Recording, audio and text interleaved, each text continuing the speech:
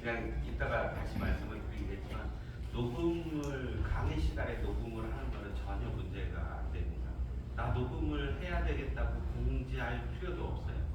그래서 계약을 할 때도 저는 판사들이나 수사관 입장에서는 내가 아무리 억울한 거는 정황상 인정이 된다 하더라도 증거가 없으면 그 사람 말을 들어주기가 굉장히 힘들어요. 그래서 결국에는 증거 싸움이고, 저는 부동산 거래가 큰 중요한 거래면 녹음을 하시는 게 맞지 않나 이런 생각을 합니다. 녹음을 해서 나중에 들어보니까 이거 내가 불리한 얘기만 했네 하면 안 쓰면 되는 거거든요. 그러면은 계약을 할 때 야 녹음을 해야 되겠다고 고지를 해야 유효한 게 아니거든요. 고지할 필요가 전혀 없습니다. 대화 당사자이기 때문에. 근데 여기 이 강의실 여기 강의를 하는데 만약에 건물 외부 사람이라든지 우리의 구성원이 대화 당사자가 아닌 외부 사람이 여기다가 녹음기를 설치를 했다고 하면 그건 불법이 녹음이 되고 형사적으로도 그 증거를 원래는 쓸 수가 없는 거예요. 그래서 제가 대전에서 한 100억짜리 소송, 충남방적 소송이 그게 한 300억짜리 효과가 되는 소송이었는데 거기 그 내용을 잘 아시는 분이 이제 저희한테 유리한 자료도 주고 전원도 해주겠다라고 해서 우리 변호사가 대전을 갔는데 갔다 와가지고 중요한 얘기를 안 했다는 거예요. 그분이 그럴 리가 없다라고 했는데 다음에 만나니까 우리 출장 간 변호사가 이거 내 서울에 가서 자료 정리를 해야 되니 녹음을 하겠다는 말을 했다는 거예요. 그러니까 자기는 부담스러워서 말을 못 하겠다. 그리고 녹음이 됐는데 그게 나중에 돌아다니면은 왜 회사 편 안 들었어 이래서 손해배상 책임이 들어올 수도 있고 또 자기가 귀찮게 또 법정에 가야 될 수도 있잖아요. 그렇기 때문에 자기는 말을 할 수가 없다. 그래서 우리 그 변호사가 되게 좀 유능하고 성실한 사람이기는 한데 융통성 없는 거죠. 법만 알았다 저는 이렇게 보는 거예요.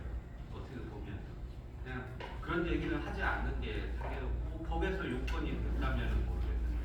그래서 이제 이어서 말을 하면은 제가 이혼 소송을 주로 한다는 얘기는 하지를 않고, 변호사 초기 때는 이혼 소송이 하다 보면은 또 사람들이 와서 이혼 소송을 해달라는 사람들이 있었어요. 그래서 살다 보면 다 똑같아요. 그냥 대충 사시지 뭘 이혼까지 하냐고 제가 거절을 하고 그냥 참으라고 했더니 이분들이 가서 다른 데 가서 이혼 소송을 하시더라고요. 그래서 이럴 필요는 없네. 그래서 근데 지금은 그 91년도에 민법이 개정이 되면서 재산분할증권이 생겨가지고 재산의 반은 여자분들이 거의 받을 수가 있어요. 제가 6.65%까지 받은 적도 있는데 보통은 결혼 생활을 한 10년 정도 하면은 반은 받을 수 있다. 연금까지도 받을 수 있어요. 제가 김동진 국방장관이라고 있는데 그분의 이혼 소송을 하고 있는데 그 여자분이 저한테 맡겼어요. 그 사실은 남편을 잘 알고 있는데 부인이 와서 근데 이 이혼 소송을 할 때 연금까지도 저희가 반을 다 받을 수가 있고, 그래서 제가 전에 이제 이혼 소송 중에 한 40억짜리 이혼 소송을 한 게 있는데 그때 남편이 바람을 피는데 생활비를 한 달에 한 2천만 원 정도 주는 사람이었어요.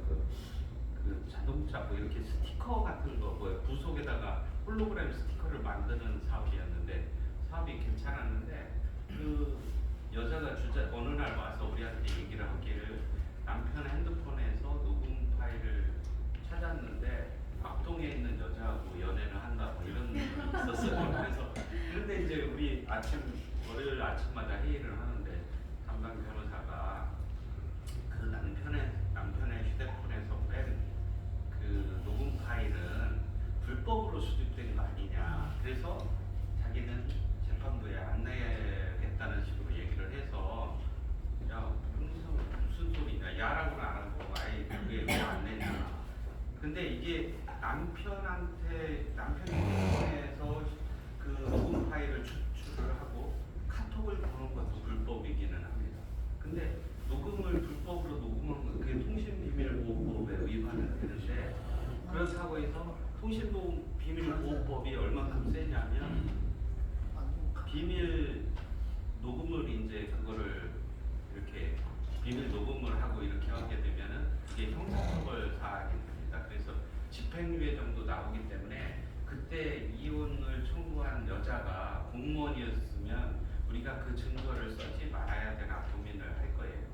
근데 우리가 그 녹취록을 냈더니 판사가 보고서 야 이거 무슨 일이냐 뭐냐면 그 녹취록에 보면은 앞동에 있는 여자가 그 남편한테 전화가 와가지고 우리 남편이 뭐 한 4시간 동안 뭐 어디 목욕탕인데 어디 가니까 집에 놀러 오라 뭐 이런 내용이 있어요.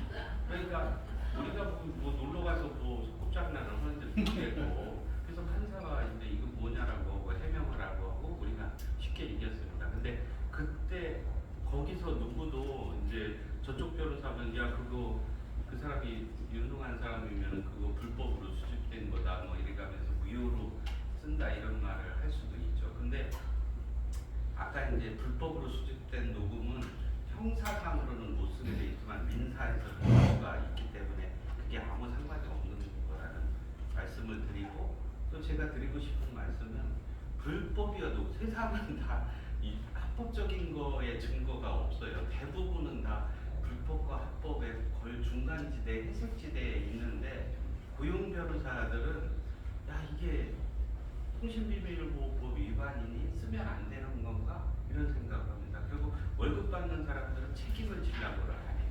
아까 같은 사례에서도 우리가 생각해 볼 수 있는 거는 그거를 그 여자가 공무원이었으면 그게 형사처벌 받으면 직장을 그만둘 각오를 해가면서 그 증거를 써야 되나 이런 생각을 해야 되지만 민사소송이기 때문에 이제 문제가 안 되는 거니까 그리고 그 정도 리스크는 부담을 해야 된다 이런 말씀을 드리고 싶습니다. 그냥 이게 순서에는 여기에 있지 않았는데 제가 어떻게 하다가 말씀을 드렸고 근데 그러면은 그 자동차 배우자들이 조금 의심스러울 때 요새 녹음기가 좋은 게 많아가지고 남편의 차에다가 녹음기를 설치하는 사람들이 있어요. 실제로. 그러면은 거기서 이제 통화하는 내용이 다 나와요. 그러면 그게 통신비밀보호법 위반이고 그 증거는 실수 형법적으로 남편이 뭐 거기에 돈 받는 내용이 뭐 예를 들어 뇌물죄 증거로 쓸 수는 없지만 이혼하는 데에는 원칙적으로 쓸 수 있어요. 요새 불법으로 수집된 증거를 민사도 쓰지 말아야 된다는 뭐 그런 게 있기는 한데 그렇게 심하지는 않고 회장님 오셨는데 저희 먼저 시작을 했습니다. 그래서 제가 이거를 강의를 해보니까 저희 보통 이 정도 양이 한 1시간 반 정도 걸리는 양인데 오늘 식사도 해야 되고 그래서 제가 짧게 하도록 하겠습니다.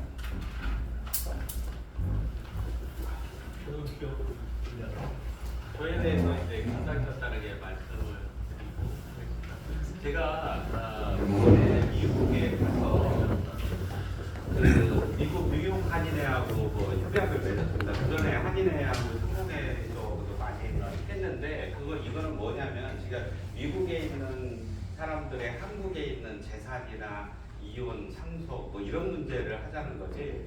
제가 미국에 있는 소송을 하려고 하는 건 아닌데 미국에 있는 교포들의 한국에 있는 재산이 상당수가 되고 또 이민을 갔거나 유학을 간 사람들은 그 당시에 한국에서 좀 여유 있는 사람들이 많아서 그래서 제가 저희 법무법인이 최초로 저런 협약을 맺은 그 기사입니다.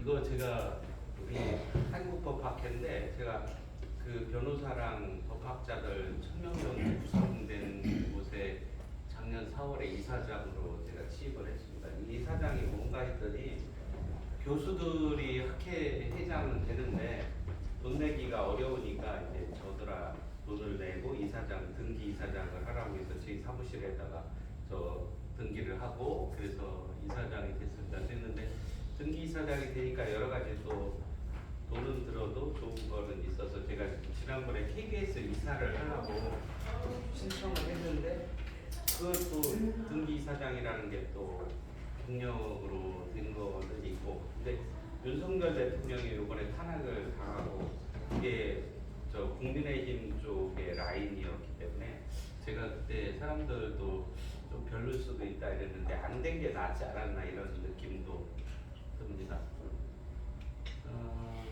이거 아틀란타에 제가 한 3년 전에 먼저 처음에 할 때 기사고, 제가 허인회가 제가 부대에 나왔는데 허인회라는 그 홍준표하고 국회의원 선거에 나와서 4표 차이로 떨어진 분이 있는데, 저분이 그 인맥이 되게 좋아가지고, 그래서 저게 2019년도 12월 26일 날 그 구속영장이 청구됐는데, 영장실질심사에서 제가 기각시키고 그랬는데 다시 영장이 청구돼서 구속되고, 그래서 다시 보석으로 풀어주고 4년 걸려가지고 요새 항소심하고 있는데 집행유예로 나왔습니다. 저 오른쪽 거는 제가 영등포구청에다가 태양광 비리. 태양광 비리 그건데, 그 저분이 뭐 그렇게 큰 비리는 없었는데 윤석열 대통령이 저 민주당 쪽 사람이니까 자기가 선명하게 하기 위해서 구속시킨 게 맞고, 저는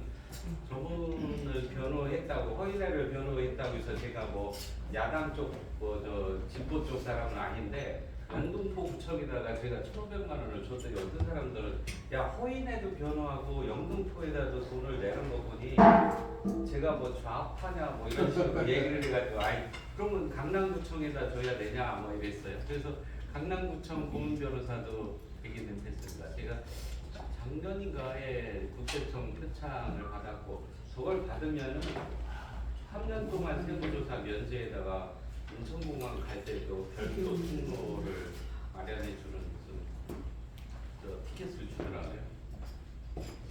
그리고 그 다음에 인천경제자유구역청에도 제가 고문 변호사를 하고 있습니다. 이거 동부 ENT랑 한국공항공사랑 싸운 거는 제가 말씀을 드릴 필요가 있는 게, 인천공항 김포공항에서 그 입찰 공고를 냈는데 한 6개월 전에는 그게 뭐냐면은 김포공항에 활주로가 있는데 활주로는 3년마다 재포장을 하는데, 비행기가 이렇게 착륙을 해가지고 그 청사 앞에 머무는 그 주기장이라고 그 택시라고 해서 이렇게 와서 멈추는 데는 1989년도에 포장을 하고 그 뒤로 한 번도 안 해서 저 사람들이 저거를 다 뜯어내서 재포장을 하니까 그 콘크리트 폐기물을 해배당 36,000원에 입찰 공고를 냈습니다.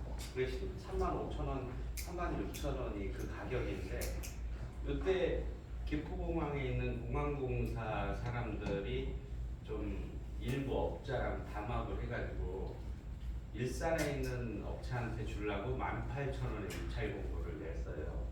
그러면은 일산이니까 김포공항에서 실어다가 폐기하는데 전혀 뭐 수익이 날 수 있는데, 저희 안성에 있는 제가 고문 변호사인데 동부 ENT라고 이 업체가 법도 없이 자기가 할 수 있다고 해서 낙찰을 받으니까 저 18,000원에 79.3%로 하면은 14,000원 되거든요. 그러니까 저 안산으로 싣고 가니까 운송비도 안 나와서 10억 원어치 공사를 하니까 10억 손해, 30억 공사하니까 30억 손해, 저게 108억인데 108억을 다 하면은 108억 손해 나서 거의 파산할 지경이 되는 그런 상황이 됐습니다.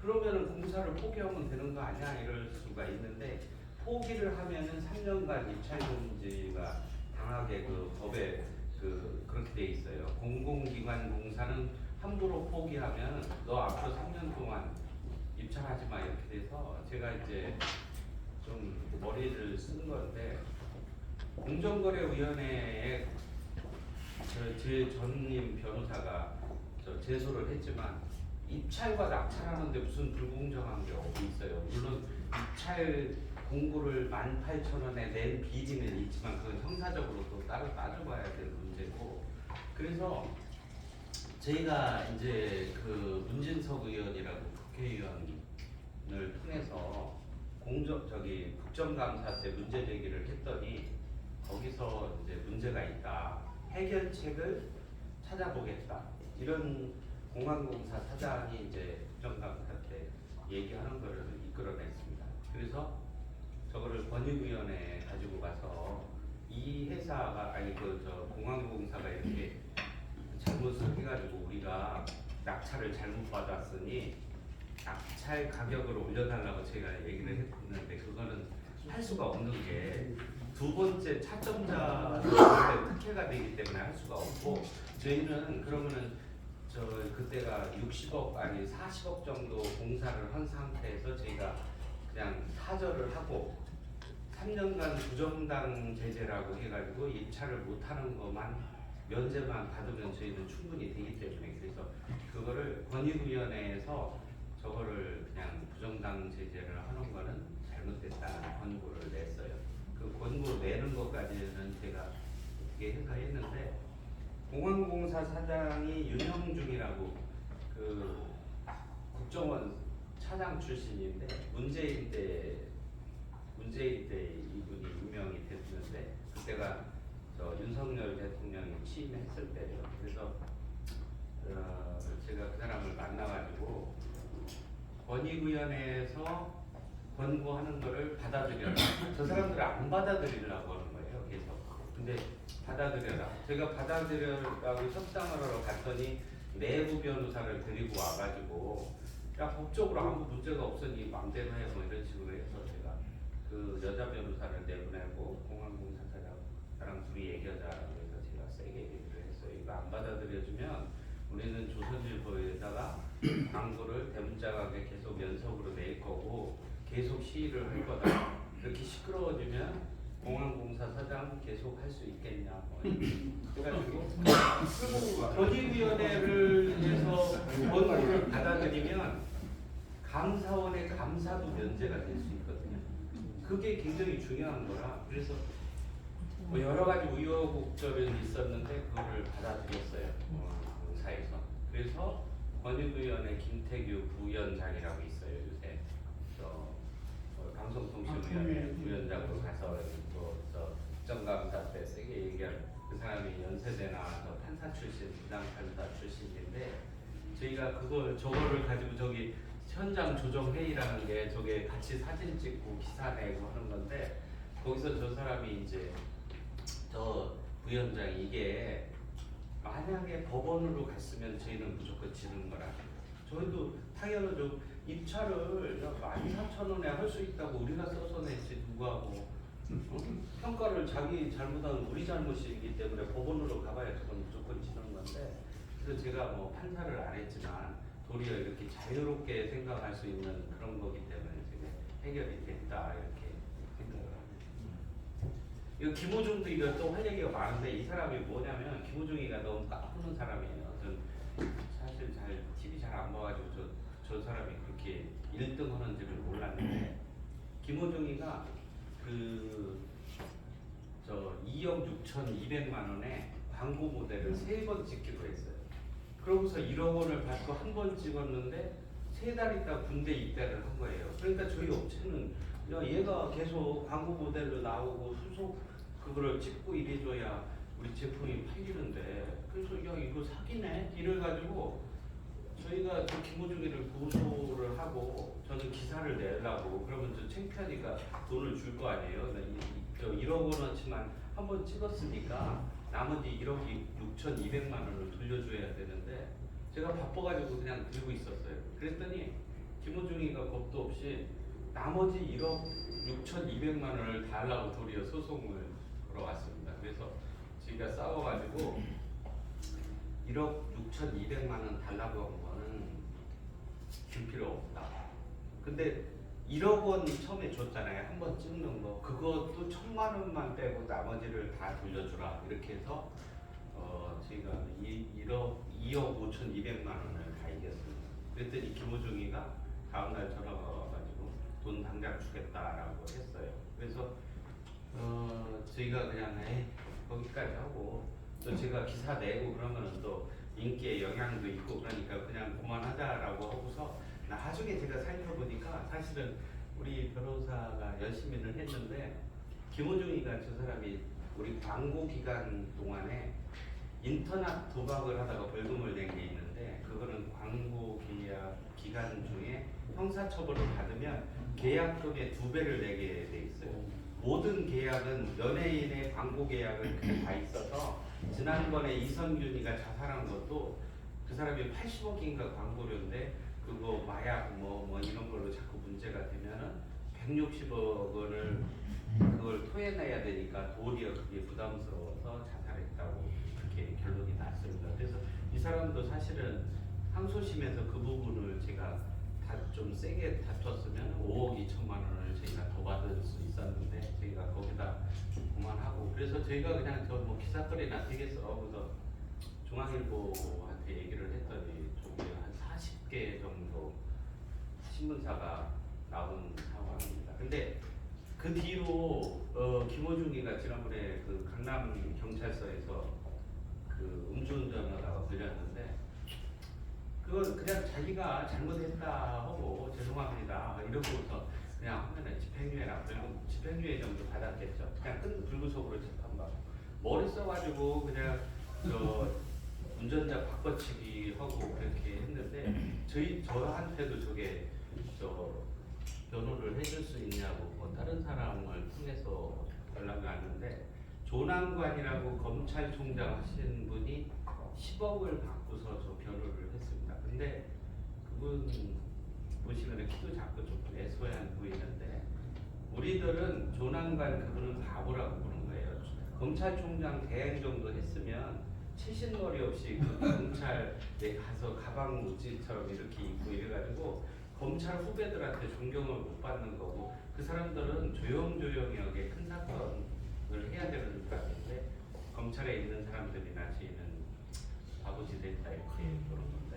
저한테는 저게 한 3억 정도 주고 야 이거 이 사람 변호했다고 하면 별로 좋은 평가는 못 받아요. 그래서 저희 딸한테도 얘기했는데 그거 하면은 이미지만 안 좋아지고 그래서 저희 3억 정도 줘라 라고 얘기를 했는데 그 얘기하다가 그랬더니 저 사람은 인기가 떨어져도 상관이 없는 게 팬카페에 있는 사람들한테 얘기를 들어보니까 김호중의 그 고정 팬이 17만 명이고 임영웅과 임누구 있잖아요.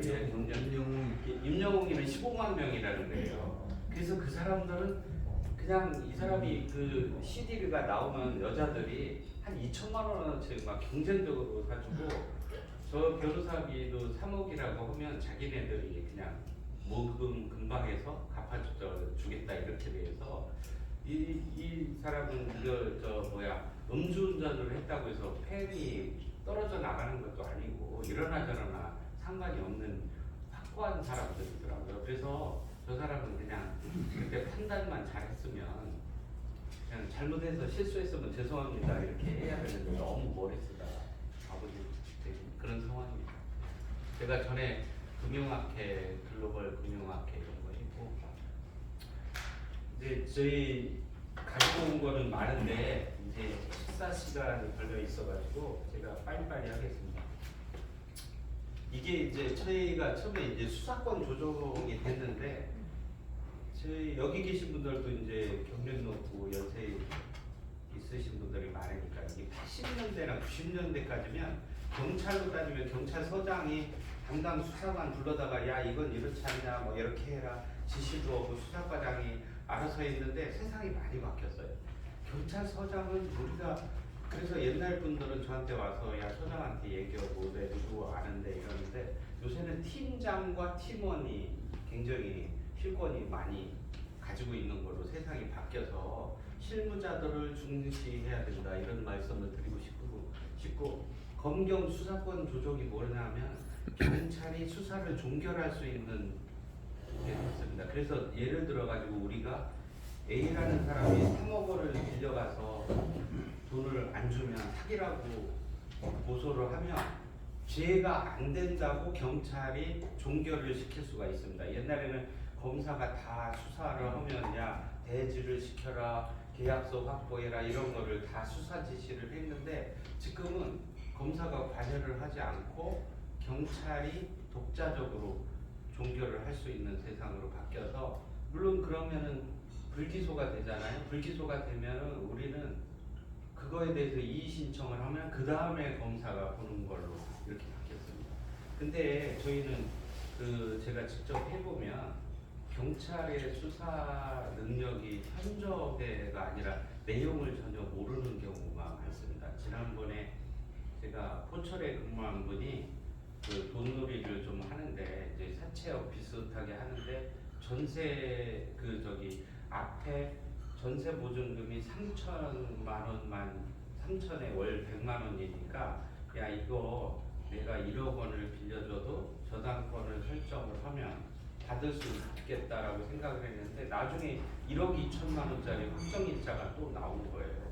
그러면은 저는 그때 수서경찰서였는데 야 이거 수사를 해가지고 앞에 3천만 원짜리가 진짜인지 1억 2천만 원짜리가 진짜인지를 밝혀주라고 했더니 거기서 그 수사관이 아 이거는 기획계 진짜 아니에요. 이건 민사 문제 아니에요라고 해서 그러려면 경찰이 뭐하러 있냐 우리가 그래서 화를 내고 제가 수사관을 바꾼 적이 있습니다. 근데 바꿀 그 얘기를 제가 이제 저는 서울시내 경찰서 중에 금천 경찰서만 하나 빼고 다 고문 변호사를 하는 이유가 이게 유리하게 하기 위해서기보다는 그냥 불리해지지 않게 우리가 이길 거는 이기자는 의미이지 그러다 보니까 아까 말씀드렸다시피 어떤 저도 아는 사람인데 서초경찰서에 있는 경찰은 작년에 그 금융 다단계를 무마시켜 준다고 해서 5억 원을 받고서 구속된 사람도 있습니다. 근데 금융 다단계나 코인 사기 같은 거는 누가 봐도 사기가 맞는데도 5억씩이나 받고서 그거를 이렇게 무마시키려고 한 적도 있고 또 작년 때는 저도 깜짝 놀랐는데 제가 아는 경찰 경무관이에요. 교회에서 일요일마다 만나는 사람인데 저 백혜룡경이라고 인천에 있는 아니 저기 영등포에 있는 형사과장이 마약 수사를 하다 보니까 아니 저 인천공항을 통해서 마약을 그냥 공항 직원들이 마약 가진 말레이시아에서 들어오는 사람을 안내를 해서 택시까지 태워줬다는 거예요. 그래서 그걸 수사를 하려고 했더니 수사를 하지 못하게 지금 다 막아버렸거든요. 그래서 그게 국정감사 때도 문제가 되고 그러는데 그거를 그 사람이 이제 청와대에 근무하던 사람들이고 뭐 세관에 근무한 적이 있으니까 야 같은 공공기관을 세관을 수사하면 되냐고 해가지고 우리는 대부 영화 같은 데서도 마약 사건이나 거기도 비리가 나오지만 영화보다도 한국은 더 많은 그러니까 마약의 그게 185kg가 4,800억어치라더라고요. 그러니까 인천공항을 통해서 그냥 쑥쑥 그냥 짐 통과하듯이 들어온 마약이 그런데도 그거를 대통령이 그런 게 있으면 특별담화해서 어떻게든 뽑아라 저기 뿌리를 뽑아라 이런 얘기를 해야 되는데 윤석열 대통령은 뭐 술만 먹었는지 뭐 술 취해가지고 또 요건도 안 되는 계엄이나 또 해가지고 그래서 저는 그때 윤석열 대통령이 너무 일을 안 한다 이런 느낌을 받았어요. 저도 보수적인 뭐 네가 좌파냐 우파냐라고 하면 저도 중이나 우 쪽으로 간다고 해도 할 일은 해야지 않나 이런 생각이 듭니다. 사실 그 권순일이라는 대전고등학교 나온 대법관이 있는데 김만배라는 사람이 8번을 대법원으로 찾아가서 면담을 했고 그때 그 이재명 후보가 나올 수 있게 그걸 해줬다는 거예요. 그리고 50억을 받았다. 거의 뭐 기정사실인 것 같기도 하고 그런데 그러면 대통령이 되자마자 그걸 어떻게라도 해서 수사를 하고 이래야지 야 50억 받아도 대법관이 돈 받아도 아무 문제가 없네 이러면은 후배 법관들이나 일반 법관들이 볼 때 유혹이 없겠어요? 돈 유혹을 들어오면 나도 그냥 한탕 하고서 하겠다는 생각을 할 수밖에 없지 않나 저는 개인적인 그런 생각을 해봅니다. 제가 성공보수가 한 3억 5억 정도 되면 제가 재판을 직접 다 했었는데 이게 한 성공보수가 한 10억 정도 되면 이거 이겨야 되는 건데도 이게 잘 안 이겨질 때가 있어요. 그래서 저도 변호사인데 저도 변호사를 선임을 합니다. 그런데 선임을 해서 해보면은 이 판사 출신들은 자기들이 알아서 얘기를 할 테니 가만히 있으라 이런 얘기를 하는데 또 얘기를 들어보면 판사 월급이 뭐 1억 한 달에 뭐 돈 1,000만 원 뭐 거기서 이제 이 정도 되니까 야 변호사들이 계약서 잘 썼다고 해서 몇 억씩 받는 게 맞냐 뭐 이런 논리가 또 나오기 때문에 저희 그게 또 잘 안 통할 때도 있고 그렇습니다. 그래서 이제 아까 말씀 수사권 조정에서는 경찰의 그 권한이 엄청 강해졌다 이런 말씀을 드리고 싶고, 그리고 우리 회사를 경영하던 개인적으로 이렇게 보면 아는 사람들한테 결국에는 돈을 빌려주고 그런 경우가 많이 있습니다. 생각보다 많아요.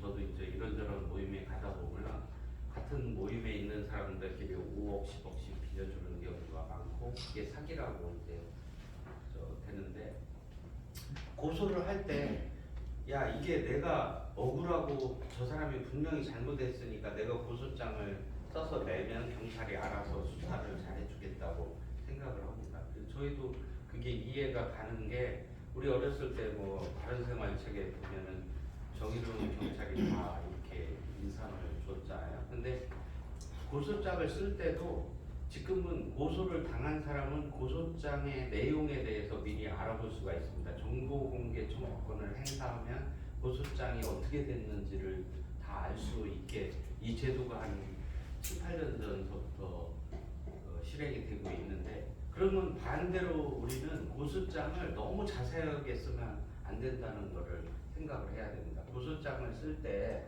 언제 어디서 내가 돈을 뭐라고 해서 돈을 줬다 요 정도로만 써도 충분한 거지, 거기에 왜 증거가 내가 뭐가 있고 왜 되는지를 상세하게 몇십 페이지로 쓰면 상대방이 그걸 읽고서 내가 얘네들이 여기까지만 알고 있고 나를 이렇게 파악을 하고 있네 이렇기 때문에 그러면은 도리어 안 되고, 그래서 그냥 간단하게만 써야 된다는 말씀을 드리고 싶고, 고소를 당한 사람들은 정보공개 청구권을 행사를 해서 상대방이 뭐를 알고 있는지를 파악을 하고, 그러다 보면 경찰이 뭐를 질문할지를 알게 되니까 그거에 대해서 연구를 한 다음에 가시는 게 맞고, 그리고 경찰에서 이제 고소를 당하면 전화가 와가지고 별거 아닌 건데 잠깐 왔다 가시라 이렇게 얘기를 합니다. 그렇지만 이 모든 그 서류는 한번 작성이 되면 찢어버릴 수도 없어요. 옛날부터 그 피의자 신분조서든 뭐 이런 그 종이는 그 담당 수사관도 찢으면은 그 공용서류 훼손죄가 돼서 그게 안 되게 돼 있어요. 물론 옛날에도 뭐 바꿔치기도 하고 뭐 별짓을 다 했다고는 하지만 원칙적으로는 그게 안 됩니다. 그렇기 때문에, 그리고 또 우리가 경험적으로 느끼는 거는 항상 처음에 한 말이 진실일 수가 있잖아요. 그렇기 때문에 경찰에 가서 자기 상황을 일관되게 진술을 해야지, 그거를 그냥 대충 진술하고 하면은 그거 나중에 굉장히 바꾸기가 어렵습니다. 아까 오늘도 어떤 분 오셨는데 그 요양병원에 근무하는 조금 높으신 분인데, 어떤 여자가 이렇게 굉장히 뚱뚱한 여자인데 그냥 친하게 지내서 결제판을 들고 가다가 그냥 이렇게 다리 있는 데를 툭 치고, 사람들도 있는데 지나갔는데 여자가 그게 성추행이라고 해가지고서 그거를 고소를 했다는 거예요. 고소를 당했으면은 그 왜 성추행이 아닌지에 대해서 경찰 조사 단계까지 그 기회가 있는 동안에 충분히 왜 이건 성추행이 아니다, 친밀감의 표현이었고 그 아무 문제가 없는 거라는 거를 충분히 밝혀야 되는데, 이분은 창피하고 그러니까 얘기 안 하다가 지금 검찰에 가 있는데, 검찰에서 그 여자가 500만 원을 달라고 해서 축하하다가 야 그러면 무혐의가 되냐? 무혐의 안 되죠. 벌금이 나오거든요. 벌금이 나오면은 요양병원에 근무를 할 수 없게 돼 있어요. 그렇기 때문에 그분은 이제서 와가지고 지금 무혐의를 받게 해달라. 제가 봐도 뭐 성적인 무슨 의도는 전혀 없었는데 그게 타이밍이 좀 늦어서 그거를 해결하기가 굉장히 어려운 그런 상황이 됐습니다. 사기는 아까 말씀드렸고, 아까 이제 제가 몇 가지 주관침이 뭐 여러 가지 있는데, 이게 좀 여기서 이제 성범죄 얘기를 뭐 여기서 그런 게 문제 되실 분들은 없는데 옛날하고 달라가지고 노래방에 가서 저 뭐야 노래방 도우미하고도 브루스 치다가 고래 뽑은 것도 여자가 성추행이라고 얘기를 하고 그렇게 되면은 다 언제든지 처벌을 받을 수 있다는 생각을 해야 됩니다. 더군다나 공무원들은 제가 처리한 사건 중에는 어떤 구청 공무원이었는데 노래방에서 뭐 여자한테 그냥 포옹 한 번 했는데 그게 문제가 됐어요. 현대건설 여자는 현대건설 직원이었는데 그랬는데 그 법이 지금 성범죄로 벌금 100만 원이 넘으면 공무원들은 퇴직하는 규정이 한 3년 전에 생겼는데 그 굉장히 큰 로펌에서도 그게 규정이 그렇게 집행유예만 아니면 옛날에는 그 공무원이 되지 않으려면 선고유예 받은 전과가 있으면 안 되고 공무원일 때는 집행유예가만 받지 않으면 유지되는 건데 벌금으로 해달라고 얘기를 변호사가 했나봐요. 그랬더니 벌금 200만 원 해가지고 공무원 퇴직하시는 분들도 있고 공무원들은 여자들하고 이게 잘못 스친다든지 하면 되게 문제가 돼요.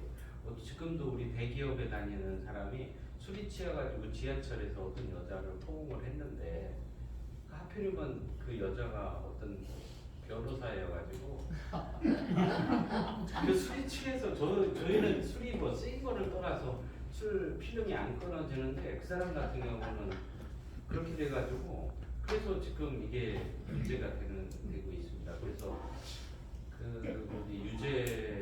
그래서 우리는 지금 성추행 내지는 뭐 그게 아니라 그냥 폭행으로 이렇게 확 껴안았으니까 그걸로 처벌을 해달라 뭐 지금 얘기를 하는데 잘못하면 대기업에서 그만둘 문제가 돼 있고 이 스토킹 처벌법도 요새 아주 굉장히 심하게 적용이 되고 있는데 저게 그 왕십리역인가 어디서 어떤 남자 회계사 출신 회계사 자격을 가진 지하철공사 직원이 어떤 여자를 쫓아다니다가 그냥 스토킹하다가 살해를 해서 법이 바뀌었어요. 그래서 이게 법이 너무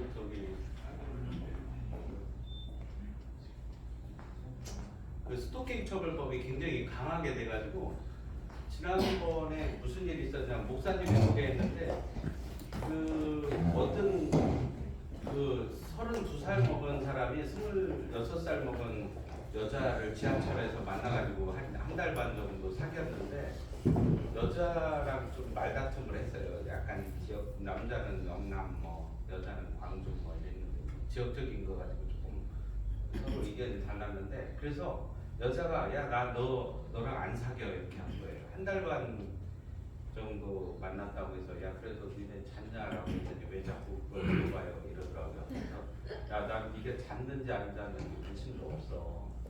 그거는 이 사건을 처리하기 위해서. 근데 한 달 반인데 어쨌든 관계는 한 사이가 됐었어요. 그랬는데 그래서 남자가 직장인인데 그 전화를 3번 했어요. 자기 전화로 하니까 안 받아가지고 다른 사람 전화 빌려서 한 번 하고 세 번째로는 그 미국에서 국제 전화를 하는 것처럼 이렇게 어플이 있대요. 그래서 다른 번호로 했는데 그게 스토킹 처벌법으로 신고돼서 여기 보시면은 여기 뭐 이렇게 잠정 조치라고 해서 접근 금지가 있어요. 그래서 이제 저희가 뭐 우리 연애하는 건데 10번 찍어서 안 넘어가면 한 번 진짜 이런 것처럼 3번이야 전화할 수 있는 거 아니야? 뭐 이렇게 해가면서 변호를 했는데 결국에는 벌금이 600만 원이 나왔어. 그래서 야 결혼 안 한다고 뭐라고 하는데 그럼 사귀다가 3번 전화했다고 여자가 신고하면은 벌금 600만 원이 나와야 되냐? 저는 이거 벌금 600만 원을 나오게 기소까지 이런 거는 기소유예를 해주고 말아야지. 무혐의라고는 못해도 기소유예 정도로 해서 하는 게 맞지. 벌금이 600만 원 나오게 하는 거 판사도 그래요. 제가 판사면 야 다음에는 조심해 이렇게 하고 그냥 선고유예하고 기회를 줘야지. 벌금 600만 원이라는 건 문제가 있다고 생각합니다. 근데 더 웃기는 거는 그래서 이제 얘도 아예 항소심 또 하려면 그냥 보니까 벌금 600만 원은 내고 말겠습니다. 이렇게 얘기를 했어요. 저희 600만 원은 세다 이런 얘기인데 검사가 600만 원이 적다고 또 항소를 했어요. 그래서 지금 항소까지 하고 있어요. 이게 나라가 완전히 웃기는 나라 아닌가 이런 생각을 합니다. 근데 제 아들이 우리 고등학생인데 애한테는 이런 사안이 있다고 이거 잘못 얘기를 하면 야 여자한테 3번 사귄다고 해서 전화했다가 거절당하면은 이거 형사처벌을 받나라고 해서 여자한테 나중에 사귀는데 이게 선입관을 가질까봐 이상하는 얘기를 안 했는데 더 웃긴 거는 다음 사건이 또 있는데 어떤 시아버지가 자기 며느리한테 계속 전화를 했습니다.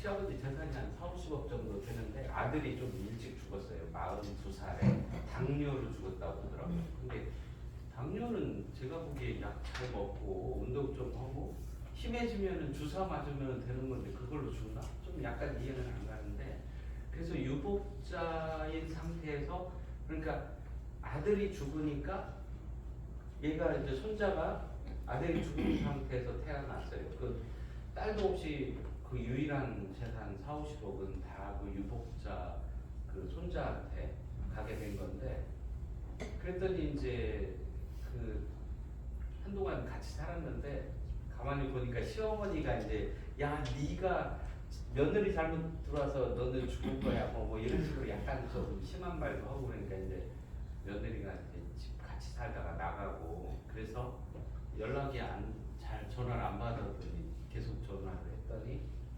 이 여자가 스토킹 처벌법으로 며느리가 신고를 해서 그거에 대해서 또 경찰에 조사받으러 오라 이렇게 돼 있어가지고 이게 너무 악용이 됩니다. 돈 빌려주셔가지고 돈 안 갚으면 돈 갚으라고 전화할 수밖에 없잖아요. 요새 스토킹 처벌법 신고를 하는 그런 지경이 돼서 이게 돈 거래라든지 이런 거 할 때 조금 더 주의를 하실 필요가 있습니다.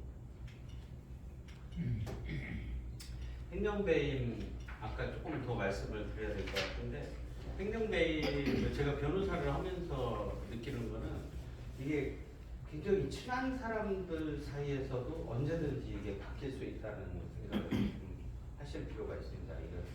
저는 우리 충청도에서는 남을 믿어라 이런 약간 추상적인 얘기를 많이 하고 저희들이 남 흉보면 네 흉은 10개 뭐 이런 얘기를 했는데 이게 보니까 동업자들끼리 우리가 동업을 하는 경우도 많잖아요. 동업을 하다 보면 서로 간에 싸우게 되면은 다 그때 당시에 동업원은 공동대표나 그 사람들의 법인카드 내역 다 검사를 해가지고 그거를 행정배임으로 고소를 하고 그거를 또 행정배임이 그 법인카드라는 게 그렇잖아요. 뭐 어떻게 보면 회사 일하고 상관없이 친구한테 밥 사줘도 다 이론상으로는 행정배임이 되는 거니까 그래서 그게 문제되는 경우도 있고 또 어떤 사람은 건설 회사를 잘 했어요. 그래서 상장을 시키려고 제조업도 같이 했었는데 그래서 자기 고등학교 친구가 야 M&A 잘하고 이러는 사람이니까 상장을 시킨다고 해서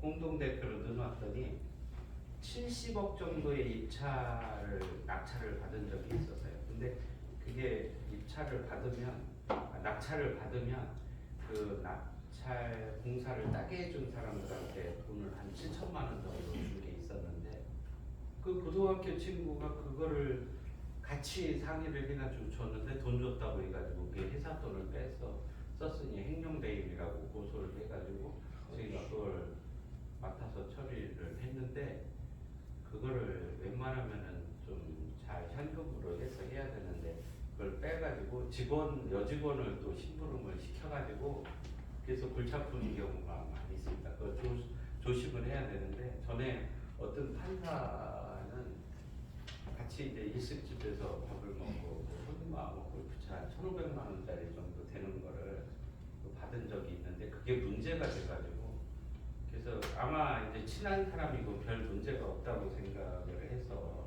무쭐하는 마음에 받았는데 그냥 조용히 그냥 받으시던지 하고 그리고 집에 가서도 부인한테 나 오늘 뭐 이렇게 공무원이면 예를 들어서 나 누구한테 뭘 좀 받았다 이런 얘기를 하지 말고 그냥 돈만 주고 그냥 네가 써 이렇게 해야지.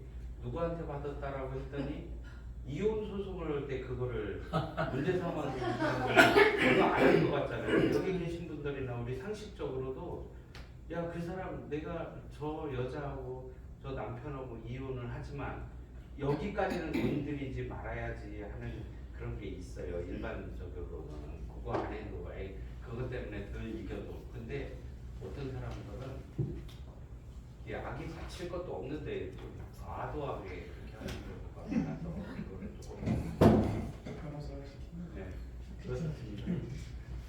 민사소송에서 내용 증명은 뭐냐면 우리가 내용 증명은 뭐 법무사들한테 뭐 2, 30만 원 주고 변호사들한테 900만 원 정도 받고서 내용 증명을 보내는데 변호사들이 보내면은 대부분 야 너 언제까지 돈 안 갚으면 고소하고 저 법적 조치 한다 그러면 웬만한 거는 사실 해결이 돼요. 저희들이 보내면. 근데 내용 증명은 우체국에 가서 세부를 만들어 가지고 우체국에다 하나 보관하고 자기가 하나 갖고 상대방한테 이제 보내는 거라 그 얘기대로 그런 의사를 했다는 게 증명이 되는 겁니다. 근데 그거를 순진하게 있는 사실대로 이렇게 하는 사람들도 있고 그래서 재판장이나 삼자, 경찰 이런 사람들은 내용 증명이 있다고 하면 그런 사실이 있을 거라고 추정을 하게 되는 게 사실입니다. 그렇기 때문에 내용 증명을 보낼 때는 앞으로 소송을 해서 내가 어떻게 이길 건가, 이 자료가 어떻게 쓰여질 건가, 증거로서 어떤 역할을 할 건가를 계산을 해서 조금 다듬어서 보내시라는 말씀을 드리고 싶습니다. 어떤 때는 우리가 과장도 할 수도 있고 증거가 없을 수도 있잖아요. 옛날에 차용증이 없으면은 약간 좀 다르게 쓸 수도 있어서 저는 내용 증명을 너무 쉽게 생각하실 건 아니다. 지급 명령은 뭐냐면 돈 달라 이러는 거를 저거 2주 이내에 저 사람들이 저기 뭐를 안 하면은 이 일을 하지 않으면은 되기 때문에 이게 조금 간편한 면이 있습니다. 그냥 지급 명령에 대해서 이해하지 않으면 그대로 강제 집행을 할 수가 있는 거고.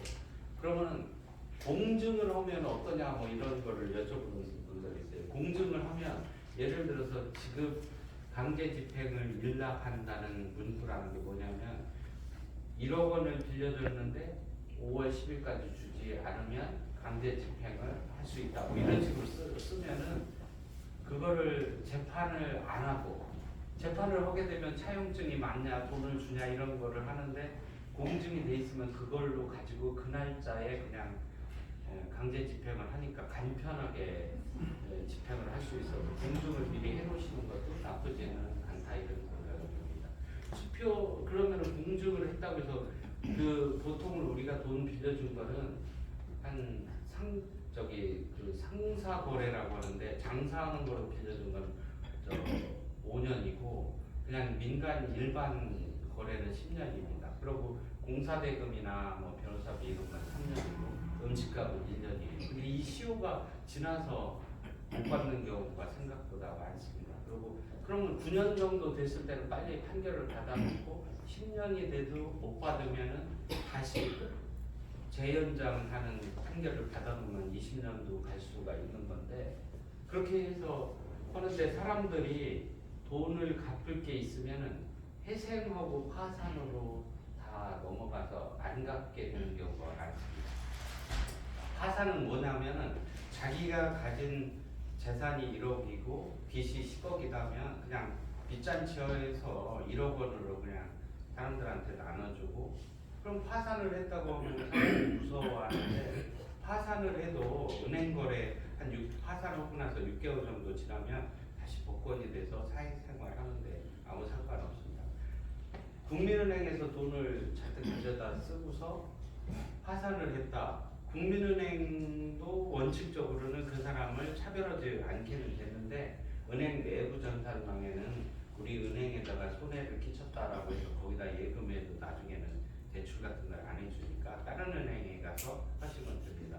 근데 그러면은 파산을 하면 변호사도 안 되고 전문 자격을 파산한 사람들은 자격을 유지하지 못하는 규정이 있습니다. 선생님이 그때 돈을 많이 쓰고서 은행 돈 안 갚고 파산한 사람이 있었는데 파산을 하게 되면은 선생님도 못하게 돼 있는데 그러면은 회색은 뭐냐면은 자기가 예를 들어 가지고 2인 가족이면은 뭐 150만 원 정도가 최저생계비 정도 되는데 최저생계비 정도 그러니까 300만 원을 벌고 있으면 150만 원이 최저생계비만 빼고 150만 원을 36개월 정도에 나눠서 갚으면 150만 원에 36개월이 봐야 뭐 얼마 되니까 1년이면 한 1,800만 원이니까 한 5천만 원 정도인데 10억이 있어도 5천만 원만 갚고 최저생계비 제외한 돈만 그러니까 예를 들어서 200만 원 그래서 저희가 지난번에 2억 원을 빌린 분이 우리한테 와서 회생을 개인회생을 했는데 1,800만 원만 갖고 2억 원을 다 탕감받은 경우도 있어가지고 야 이거 채권자들만 다 망하는 거 아닌가 그런데 실제로 그렇게 되고 있습니다. 그러니까 정말 어떻게 하다 보면 사업이 잘 안 돼가지고 하면 빨리 회생을 하고 파산해서 다시 한다든지 하는 방법이 있지 그거를 다 갚으려고 그렇게 노력할 필요는 없습니다. 기업 회생도 마찬가지입니다. 기업 회생은 현재는 갚을 돈은 없어도 계속 수주를 하고 앞으로 계속 매출이 생긴다는 걸 증명을 하면 한 3-40%만 갚고서 그냥 나머지는 다 손치고 끝나는 겁니다. 그러면은 그래서 경영권도 그대로 유지가 돼가지고 이거를 이용을 해가지고 골프장들이 대부분 그 건설회사한테 줘야 될 건설 대금을 안 주고서 다 많은 사람들이 많은 골프장들이 빚 다 탕감하고 기업회생으로 다 끝낸 경우가 많이 있었습니다. 아까 이제 통신비밀보호 다시 말씀드리면 녹음 같은 경우 할 때 녹음한다는 소리 할 필요 없다는 말씀 그리고 네.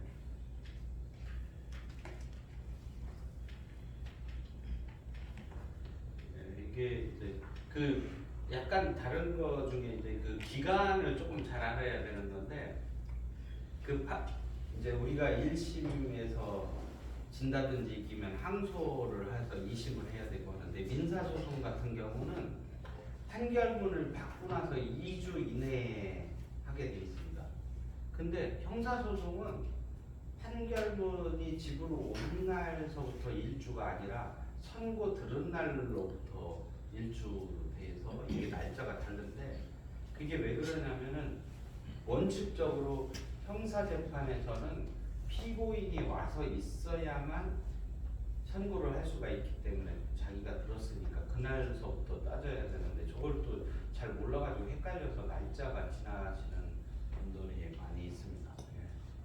그리고 아까 좀 하다가 제가 이제 저 넘어간 거 중에 하나가 있는데 그 성범죄가 남자들한테 굉장히 치명적인 경우가 많이 있습니다. 특히 젊은 애들 저희가 그 처리한 사건 중에는 그 청담동에 가면은 머리 하는데 한 30만 원, 3만 원이라든가 이렇게 위장원이 있는데 거기서 근무하는 그 미용사가 있었어요. 26살짜리인데 그 미용하는 게 좋아가지고 했는데 거기를 다니다가 이제 나이트에 가서 그 좀 나이가 더 많은 누나를 만나가지고 몇 번 부비 하다가 이제 뭐 여기 강남역에 있는 8만 원짜리 호텔에 갔어요. 그랬는데 그게 그렇게 해서 술 취해서 가고 그랬는데 그게 강간이라고 해가지고서 고소를 당했어요. 또 제가 아는 분의 아들이더라고요.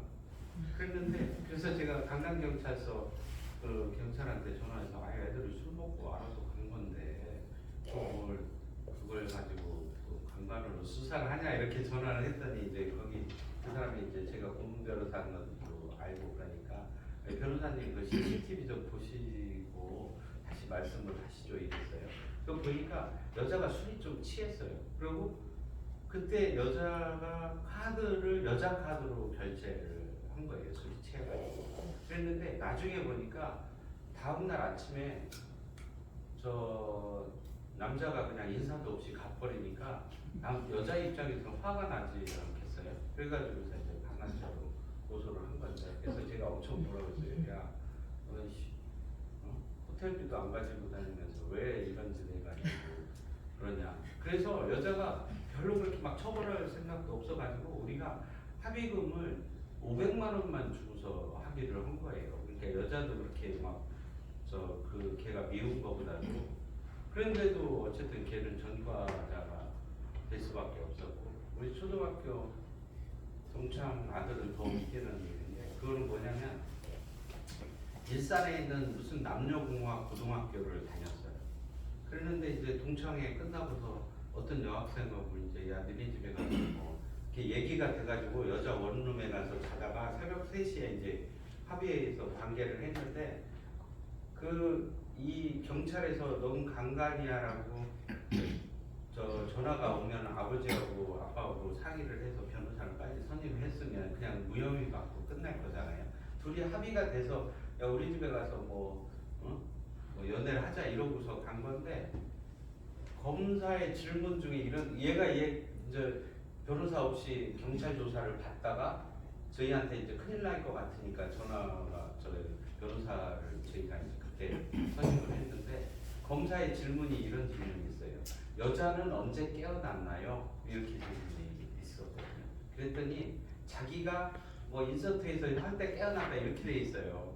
그러니까 거기서 이제 술 취해서 자는 여자와 관계를 한 거니까 준강간이 돼서 이거는 그냥 이게 공무원 시험 보고 하던 거 다 강간범 돼가지고 다 끝난 걸로 돼 있는데 그거는 어떻게 된 거냐면 가서 관계를 하기로 합의해서 갔는데 여학생 그 여자가 자기 남자친구한테 다른 남자를 데리고 자기 원룸에서 지냈다는 게 걸리니까 남자를 강간이라고 고소를 한 거라.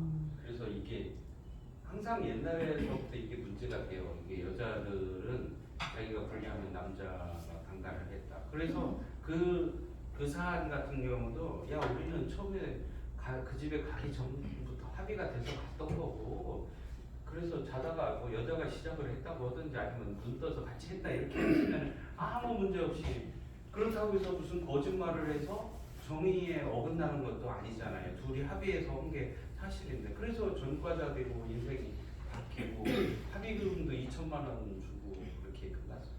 그래서 이게 참 어려운 문제가 있습니다. 그래서 우리는 이제 여기 아들들은 다 결혼하셨겠지만 손자들이나 이런 애들한테 무슨 문제가 있으면 빨리 부모님한테 상의를 해야 된다. 물론 야단은 맞겠죠. 그렇다고 뭐 부모들이 막 두드려 패지는 않으니까 혼나도 국내는 해야 된다 이런 말씀을 드리고 싶고 시간이 많이 가서 간단하게 말씀드리겠습니다.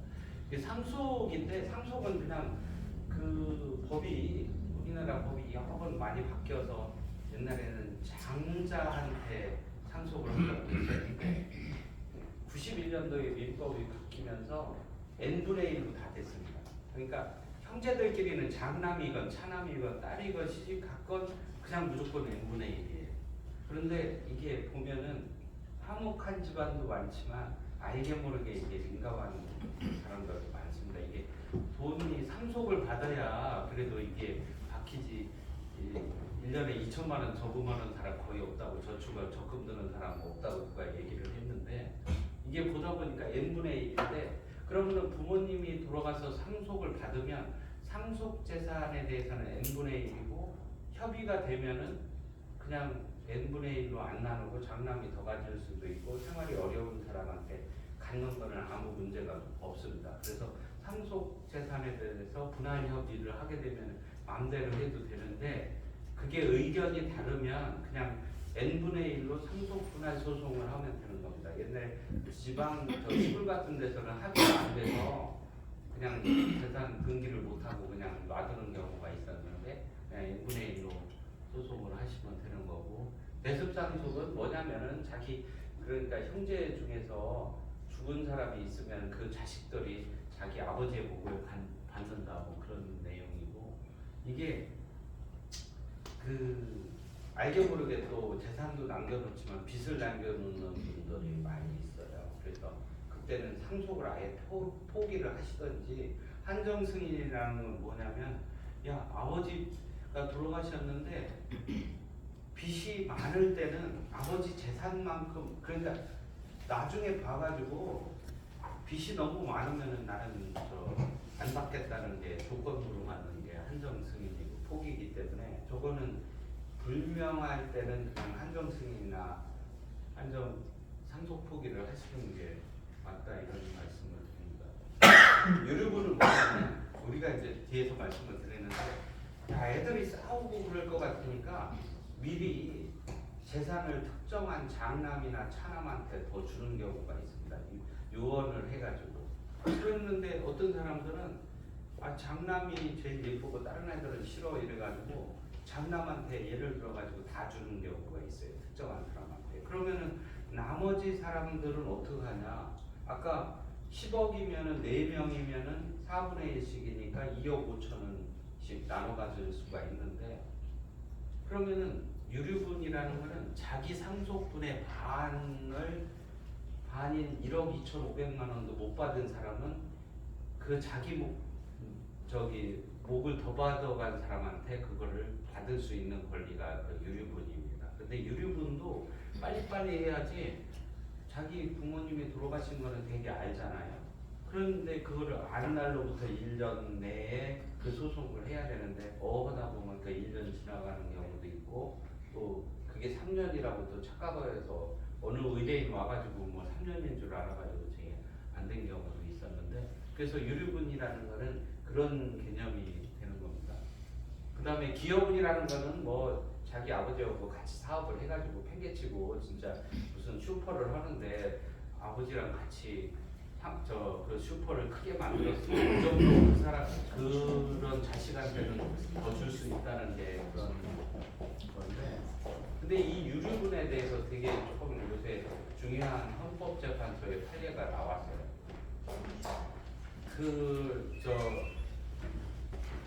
신부가 대신 장남이 신부가 돼가지고, 신부가 그 집이 이제 돈이 좀 있는 분이어가지고 집이 한 30억 정도 되는 신부님이 은퇴했는데, 은퇴하니까 이렇게 성당에서 그분을 이렇게 페어라고 할까, 돌봐주는 여자를 붙여주는 무슨 제도가 있나 봐요. 근데 이 신부님하고 그 여자분하고 되게 친해져가지고 집이 한 30억 정도 되는데 그 여자의 자식들한테 주는 걸로 이렇게 그 계약이 돼 있다는 거예요. 그랬는데 문제는 이분이 장남이니까 땅이 한 80억 정도 되는 땅이 있어요. 그 신부님이 여기서. 그래서 이제 그 다른 형제들이 저희한테 와서 이제 상담을 하는 건데, 그래서 그러면은 그분이 돌아가셔도 그 재산의 형제 자매들은, 여기 보면은 형제들은 법정 상속분의 3분의 1이니까 80억의 3분의 1은 한 24억 정도는 형제들이 받을 수 있을 거 아니냐, 이런 기대를 할 수가 있는데, 그분이 신부가 자꾸 그 여자한테 넘어가고 또 치매 증상이 있어가지고 땅을 자꾸 파는 거예요.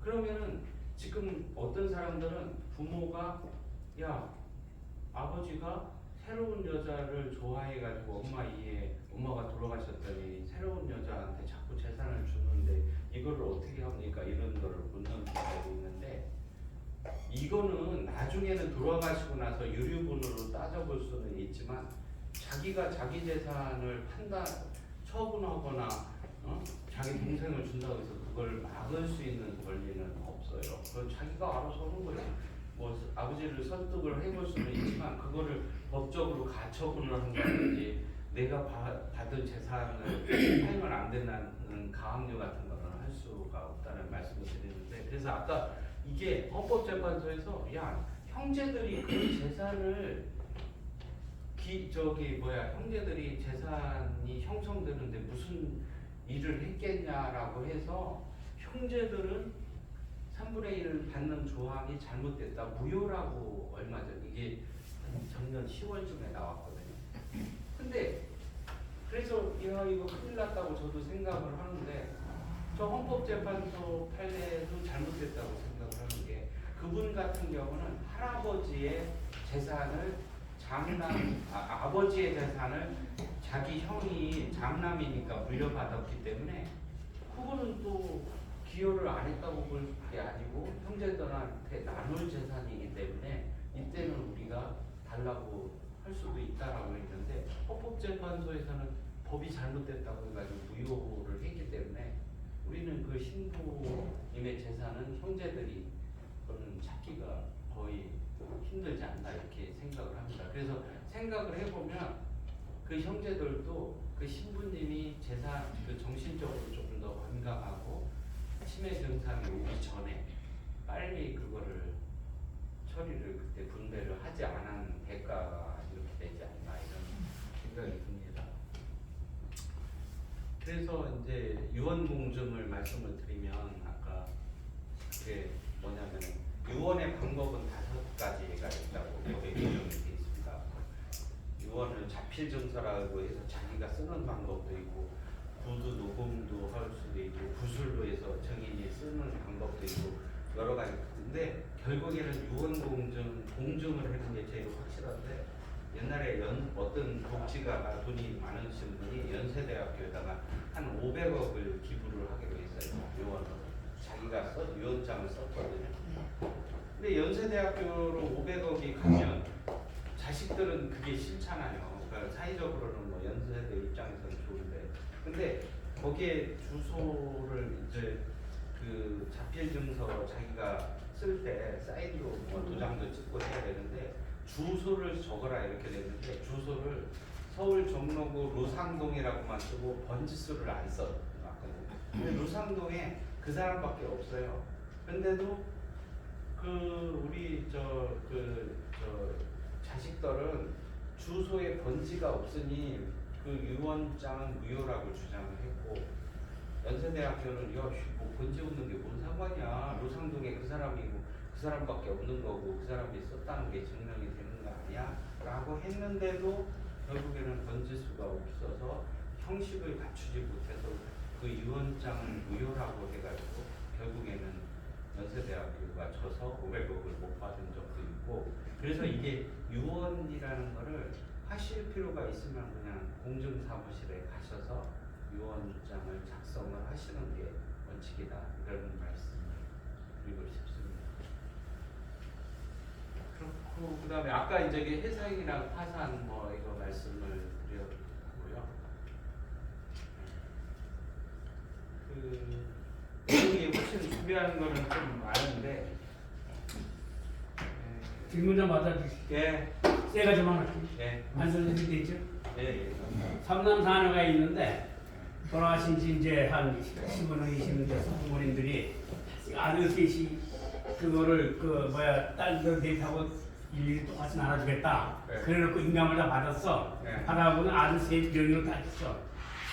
그 기간이 언제까지? 그걸 만약에 알았을 때 법적으로 문제가 되는 기간이 왜냐하면 그게 뭐냐면은 그 아까 말씀하신 게 상속회복 청구권이에요. 근데 그거는 3년, 10년으로 돼 있어요. 안 날로부터 3년, 있은 날로부터 10년으로 돼 있어요. 그럼 20년 지났으면 무효네요. 잘 안 돼서 제가 말씀. 잘 안 된다는 얘기는 될수 있다는 얘기. 아니 그게 왜 그러냐면 그게 이제 10년 지났으니까 그러니까 야 부모님이 n분의 1로 나누라고 했는데 안 했으니까 그거를 달라고 하는데 지금 시간이 너무 지났다 이런 말씀이신 것 같은데 그 대법원 판례 중에 아직 안 팔고 있거든.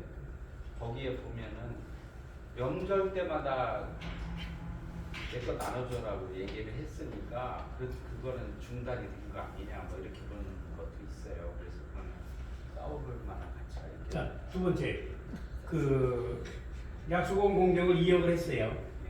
2억을 했는데 그게 기간이 이제 만약에 1년 후에 받기로 했는데 그 1년 후에 몇 년까지입니까 그게?